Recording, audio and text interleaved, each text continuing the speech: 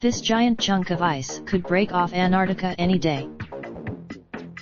Emperor penguins stand on a patch of sea ice just off the Brunt ice shelf in Antarctica. A chunk of ice more than twice the size of New York's Manhattan could break off from Antarctica's Brunt ice shelf essentially at any moment.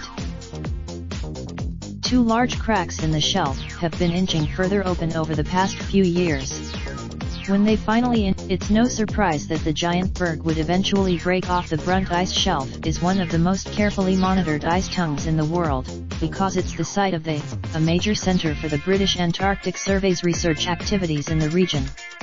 But no one knows it, nor is the berg the biggest to break off Antarctic ice sheets in recent years. That prize goes to, unlike the dramatic ice breakups observed over the past few years on the Antarctic Peninsula, though, this calving event is not likely driven by warming air or seas. The Brunt ice shelf is relatively far south compared to the ice shelves that have calved dramatically on the Antarctic Peninsula, says a glaciologist at the British Antarctic Survey in Cambridge, England, and the extra warm air temperatures that have toasted that region haven't had such a dramatic effect at Brunt yet.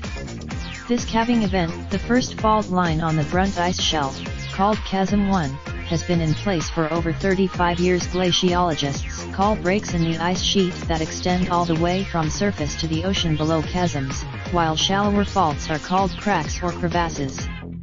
It remained relative. The second break point, near the top of the image end, is known as the Halloween crack. The crack is the end of Chasm 1 is currently about 2.5 miles away from the ice rumbles.